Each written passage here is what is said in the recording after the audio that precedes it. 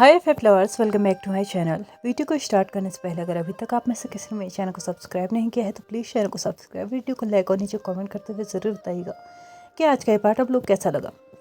तो चलिए painful love के नेक्स्ट पार्ट को स्टार्ट करते हैं। लास्ट पार्ट में हमने देखा था कि लैन वांग जी और युआन विंग के सीक्रेट रूम में गए थे, जहाँ पे लैन वांग जी ने देखा कि विंग ने उसकी बहुत सारी पोर्ट्रेट्स बना के रखी हुई हैं, उसके साथ युआन की भी बना के रखी हुई हैं, अलग अलग पोजीशंस में बनाई हैं, पोजेस में बनाई हैं। लेकिन उसने यहाँ पे अपनी और लैन वांग जी की कोई भी पोर्ट्रेट नहीं बनाई है। हाँ, यहाँ पे विंग और युआन की थी, बट उसकी और विंग की नहीं थी, जिसको देख के उसे बहुत ज़्यादा सैडनेस फील होती है। ऑफ कोर्स सी बात है, उसे ऐसा लगने लगा था जैसे विंग ने तो बहुत पहले ही उसको उसकी लाइफ से निकाल दिया है। यहाँ पे वो आगे को सोच पाता है इससे पहले ही उन्हें उन दोनों को ही पीछे से एक आवाज़ सुनाई देती है कि वो दोनों यहाँ पे क्या कर रहे हैं। वो दोनों ही टर्न होके उस तरफ देखते हैं तो वहाँ पे विंग खड़ा था और बहुत ज़्यादा गुस्से के साथ खड़ा था, जिसे देख के युवान बहुत ज़्यादा डर चुका था, क्योंकि अपने बाबा को उसने बहुत बार गुस्से में देखा था और उसके बाबा को जब गुस्सा आता था तो उन्हें कंट्रोल कर पाना इतना भी आसान नहीं होता था। यहाँ पे लैन वांग जी आगे बढ़ते हुए बोलता है विंग, लेकिन विंग उसको इग्नोर करके डायरेक्टली युआन की तरफ देखता है और उसके बाद बोलता है, क्या मैंने तुमसे कहा नहीं था कि इस रूम में तुम्हारे और मेरे अलावा कोई और नहीं आ सकता है। तो यहाँ पे युआन बेचारा थोड़ा सा सहम गया था। उसे नहीं पता था कि उसे इस वक्त अपने बाबा को क्या आंसर करना चाहिए। उसने अपने बाबा को आंसर करते हुए बोला कि मैं यहाँ पे उन्हें लाना नहीं चाहता था, बस मुझे नहीं पता। यहाँ पे युआन क्या बोल रहा था उसे खुद भी नहीं पता चल रहा था। लेकिन विंग आगे कंटिन्यू करते हुए बोलता है, क्या मैंने तुमसे कहा नहीं था कि यहाँ पे कोई और नहीं आएगा? क्या तुम्हें समझ में नहीं आती है बात? क्यों लेके आए हो तुम इससे यहाँ पे? यहाँ पे लैन वांग जी युआन के सामने आके विंग के सामने खड़ा हो जाता है। उसके बाद बोलता है, क्या हो गया है विंग? अगर वो मुझे यहाँ पे ले भी आया है तो क्या हो गया है? अगर मैं देख पा रहा हूँ तो यहाँ पे चारों तरफ सिर्फ मेरे ही पोर्ट्रेट्स हैं। इसका मतलब है कि यहाँ पे मुझे आने का पूरा अधिकार है। अगर यहाँ पे मेरी फोटोज हैं, मेरे पेंटिंग्स हैं, मेरी पोर्ट्रेट्स हैं, तो यहाँ पे मैं क्यों नहीं हो सकता? या फिर तुम्हें फर्स्ट टाइम वो बनाना ही नहीं चाहिए था? अगर तुम्हें कोई प्रॉब्लम थी तो तुम्हें ये सब कुछ बनाना ही नहीं चाहिए था। तुम्हें मुझसे बात करनी चाहिए थी। बच्चे को इस तरीके से डांटने का कोई मतलब नहीं बनता है। विंग विंग लैन वांग जी की तरफ देखते हुए बोलता है, और तुम कौन हो हम दोनों के बीच में बोलने वाले? तो यहाँ पे विंग लैन वांग जी को थोड़ा सा एंग्री लुक में देखने लगा था, और लैन वांग जी भी उसी एंग्री लुक के साथ विंग को देखते हुए बोलता है, जिस बच्चे से तुम इस तरीके से बात कर रहे हो उसका पिता। शायद तुम भूल चुके हो कि ये बच्चा अगर तुम्हारे पास है तो मेरी वजह से है। और देखा जाए तो इस वक्त मैं तुम्हें सजा दे सकता हूँ इस बात के लिए कि तुमने इतने सालों तक मेरे बच्चे को मुझसे दूर रखा है, एक पिता को उसके बच्चे से दूर रखा है, एक बच्चे को उसके पिता से दूर रखा है। क्या तुम्हें नहीं लगता कि तुमने गुनाह किया है? तो यहाँ पे विंग थोड़ा सा अजीब तरीके की स्माइल के साथ लैन वांग जी को आंसर करता है, पिता? तुम इसके इस शब्द का मतलब भी पता है तुम्हें? इसके पिता बनने से पहले तो मेरे हस्बैंड बने थे ना, तो तब कौन सी रिस्पॉन्सिबिलिटी निभा ली तुमने? बताओ मुझे। तब की जिम्मेदारी तो तुम नहीं निभा पाए और चले हो एक पिता बनने के लिए।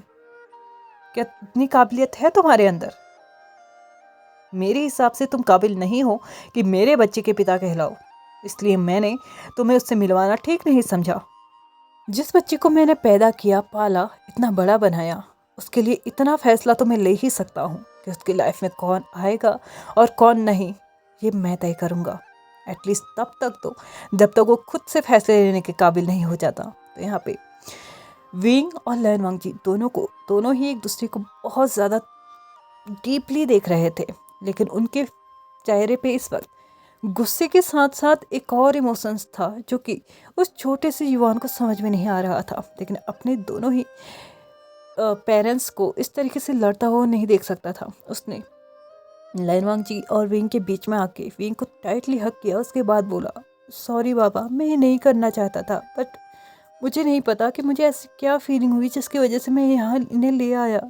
प्लीज़ बाबा, मुझे माफ़ कर दीजिए, मैं आइंदा ऐसा नहीं करूँगा। तो यहाँ पे विंग युआन को अपने आप से थोड़ा दूर करते हुए बोलता है, मैं जानता हूँ युआन कि तुमने अपने पिता को इतने सालों के बाद देखा है और तुम उनके साथ रहना भी चाहते हो, उनके साथ उस कल्टिवेशन वर्ल्ड में भी जाना चाहते हो। मैं तुम्हारी इमोशंस को, तुम्हारी फीलिंग्स को, तुम्हारी इच्छाओं को बहुत अच्छे से समझता हूँ, लेकिन एक बार अपने आप से सोचो, क्या ये हो सकता है?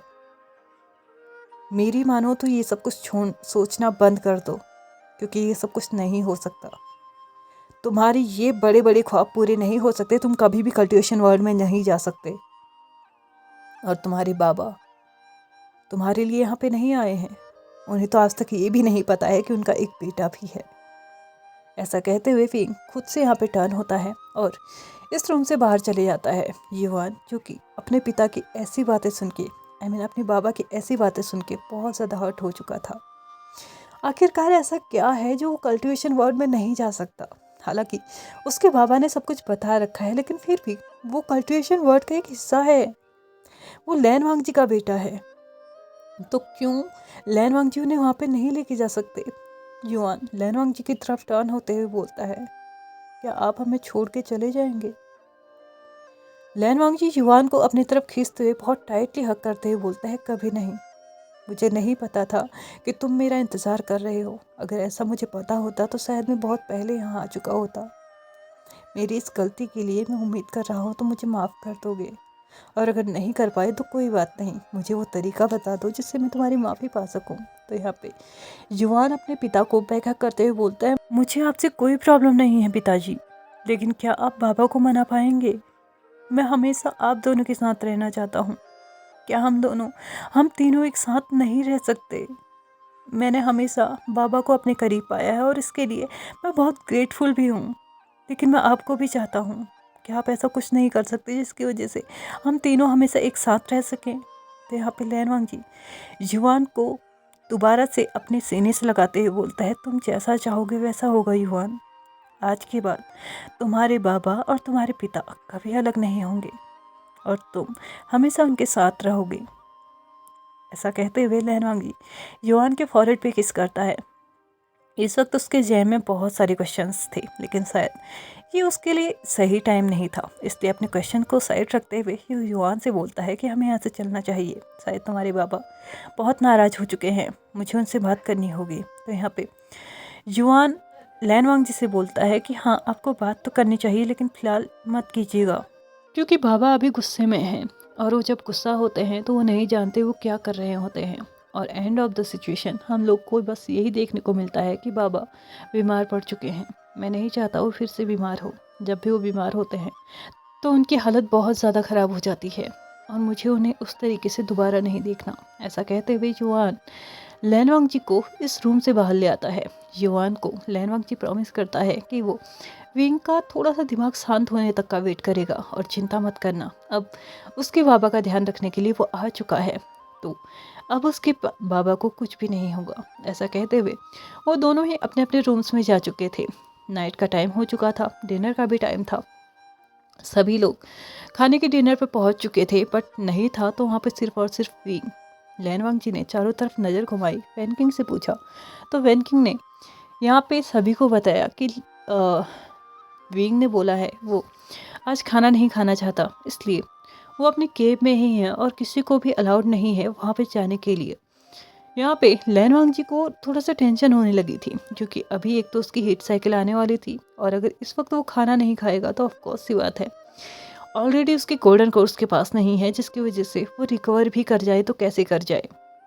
लैन वांगजी ने वैन किंग से प्लेट में खाना परोसने के लिए बोला और वो खुद विंग के लिए खाना ले जाएगा, ऐसा उसने ही बोला था। वैन किंग ने भी पहले तो हिचकिचाहट की ऐसा करने के लिए, लेकिन लैन वांगजी ने आंखों से ही इशारा किया कि चिंता मत करो, मैं सब कुछ ठीक करने की कोशिश करूँगा। तो यहाँ पे वैन किंग ने एक प्लेट में बहुत अच्छे से खाना परोस दिया। उसके बाद लैन वांगजी ने उसको अपने हाथ में लिया और खुद अपने कदमों को केव की तरफ बढ़ाने लगा। थोड़ी ही देर के बाद वो केव में पहुंच चुका था। उसने केव के एंट्रेंस को नॉक किया तो अंदर से गुस्से की आवाज़ आई कि मैंने बोला था ना कि यहाँ पे कोई नहीं आएगा, तो ये कौन है? तो यहाँ पे लैन वांगजी फिर से नॉक करता है, जिसकी वजह से विंग फ्रस्ट्रेटेड हो चुका था। वो अंदर से ही आवाज़ करता है कि यहाँ से चले जाओ वरना अच्छा नहीं होगा। तो यहाँ पे लैन वांगजी जो कि हमेशा बिना परमिशन के ही अंदर पहुंचता था, अब उसने दरवाज़ा खोल दिया था और वो केव के अंदर पहुंच चुका था। और विंग जो कि गुस्से में था, उसने चिल्लाते हुए बोला, कौन है? मैंने बोला ना यहाँ से बाहर चले जाओ। तो यहाँ पे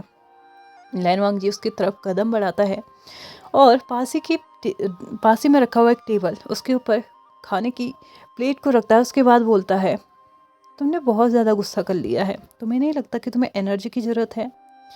और एनर्जी तभी मिलेगी जब तुम खाना खाओगे। ऐसे गलत मत समझना, बट इवनिंग में जब तुम और वैनकिंग बात कर रहे थे तो मैंने तुम दोनों की बातें सुनी, तो तुम्हारी हीट साइकिल भी आने वाली है, जिसकी वजह से मुझे लगता है कि तुम्हें ज़्यादा से ज़्यादा खाने की ज़रूरत है, क्योंकि तुम मेरी हेल्प नहीं लेना चाहते। वैनकिंग नहीं चाहती कि तुम उस मेडिसिन्स का यूज़ करो, और अगर ये दोनों ही केस नहीं होते हैं तो तुम्हें खाना खाने की ज़रूरत है, जितना हो सके उतना, क्योंकि तुम्हारे पास सिर्फ यही तरीका है अपनी हीट साइकिल को सहन करने के लिए। तो यहाँ पे विंग लैन वांग जी की तरफ देखते हुए बोलता है, ओह, तो तुम्हें ऐसी चीज़ें पता चली थी। मुझे तो लगा था कि लैन सेक्ट वाले किसी की पर्सनल लाइफ में इंटरफेयर नहीं करते हैं। तो यहाँ पे लैन वांग जी विंग की तरफ बढ़ते हुए बोलता है, हाँ, किसी की, लेकिन ऐसा भी नहीं है कि वो अपने हस्बैंड की भी पर्सनल लाइफ में इंटरफेयर नहीं करते।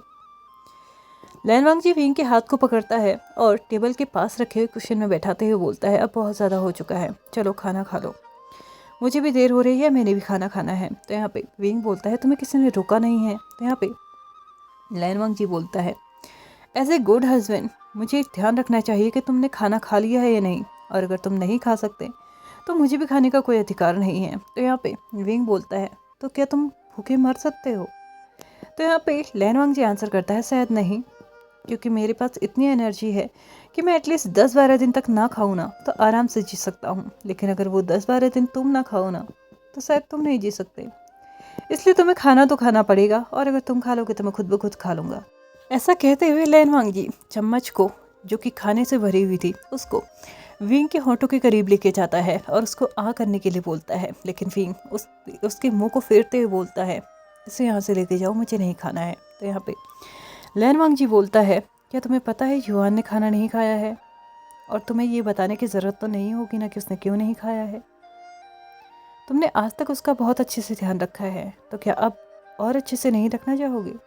वो लगभग 15 साल क्रॉस करने वाला है और फिर 16 साल हो जाएंगे, और तुम अच्छे से जानते हो किसी भी अल्फा या ओमेगा की लाइफ में 16 साल क्या मायने रखता है, स्पेशली ओमेगाज के लिए, क्योंकि ये 16 से 17 या इससे भी आगे की उम्र उन्हें रियलाइज़ कराती है कि अल्फाज की लाइफ में, सॉरी, ओमेगाज की लाइफ में हीट साइकिल भी होती है, और अगर वो हीट साइकिल में ही खाना खाना बंद कर दे तो उनके साथ क्या हो सकता है, ये तुम भी अच्छे से जानते हो। तुम्हें नहीं लगता कि युआन को अच्छे से खाना खाना चाहिए, पेट भर के खाना चाहिए, ताकि उसे ताकत मिल सके ऐसी परिस्थितियों से लड़ने के लिए? तो यहाँ पे विंग लैन वांग जी की तरफ देखते हुए बोलता है, मुझे नहीं लगता कि तुम्हें मुझे ये बताने की ज़रूरत है कि मुझे क्या करना चाहिए। तो यहाँ पे लैन वांग जी विंग की तरफ प्लेट को थोड़ा सा खिसकाते हुए बोलता है, सही बात है, मैं क्यों बताऊंगा तुम्हें कि तुम्हें क्या करना चाहिए, तो अपने आप से खाना खा लो। ऐसा कहते हुए वो विंग के हाथ में चम्मच दे देता है। ऑफ कोर्स सी बात है, विंग अपने बेटे के लिए कुछ भी कर सकता था। जब उसने सुना है कि युआन ने खाना नहीं खाया है तो उसने भी चुपचाप खाना खा लिया था। लैन वांग जी ने खाली प्लेट को जब बाहर लेके गया और इस प्लेट को युआन ने देखा तो वो बहुत ज़्यादा खुश हो चुका था कि फाइनली उसके बाबा ने खाना खाया है। इसी के बाद सभी ने आराम से बैठ के खाना खाया था और नाइट इसी तरह निकल चुकी थी। सुबह सुबह सभी लोग अपने अपने काम में लग चुके थे। वैसे ही विंग भी अपने काम में लगा हुआ था, लेकिन उसे नहीं पता था कि शायद आज उसको बहुत बड़ा सरप्राइज मिलने वाला है, क्योंकि विंग जब अभी मार्केट जाने की तैयारियों में था तभी उसे नज़र आता है कि रास्ते से कोई उसकी तरफ चलते हुए आ रहा है, और यहाँ पे वो कोई और नहीं, जैन यांगली थी, और वो अकेली थी। ये देख के विंग बहुत ज़्यादा सरप्राइज भी था और थोड़ा वरीड भी था कि आखिरकार जैन यांगली यहाँ तक कैसे पहुँच गई। एक मिनट, माना उसने बैरियर्स के लिए, मतलब उसके लिए बैरियर्स सेट नहीं किए थे, लेकिन क्या उसे यहाँ पे आना अलाउड है? जैन यांगली यहाँ पे पहुँच चुकी थी, वो अकेली थी, कोई भी दास दासियाँ उसके साथ नहीं थे, कोई भी सैनिक नहीं थे, वो बिल्कुल अकेली थी और खाली हाथ थी। इवन उसकी तलवार तक उसके पास नहीं थी, जिसे देख के विंग बहुत ज़्यादा डर चुका था, क्योंकि ऑफकोर्स सी बात है, तलवार होती तो शायद वो अपना बचाव कर सकती थी, बट यहाँ पे उसके पास तलवार तक नहीं है। और इस वक्त वो यहाँ पे कर क्या रही हैं? थोड़ी देर डीपली थॉट्स में जाने के बाद फाइनली विंग को एक चीज़ रियलाइज़ होता है कि उसकी बहन इतने सालों के बाद दिख रही है। वो ये सब कुछ सोच रहा है। उसने अपने हाथ में जो कुछ भी पकड़ा था उसको वहीं पे फेंकते हुए अपने कदमों को बहुत तेज़ रफ्तार से अपनी बहन की तरफ बढ़ा दिया और बहुत ज़्यादा जल्दी, बहुत तेज़ी से दौड़ते हुए वो अपने बहन के पास पहुंचा और उसको गले से लगा लिया इतने टाइटली कि जैन हंगली महसूस कर सकती थी कि इस वक्त विंग ने अपना पूरा का पूरा लोड ना उसी के ऊपर डाल दिया है। आज के लिए बस इतना ही।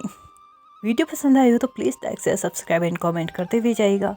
Thank you so much for watching my video and I know आज का पार्ट थोड़ा सा बोरिंग है, बट प्लीज़ कल का पार्ट देखना मत भूलना, क्योंकि कल के पार्ट में बहुत कुछ इंटरेस्टिंग होने वाला है। Thank you so much for watching my video and bye bye.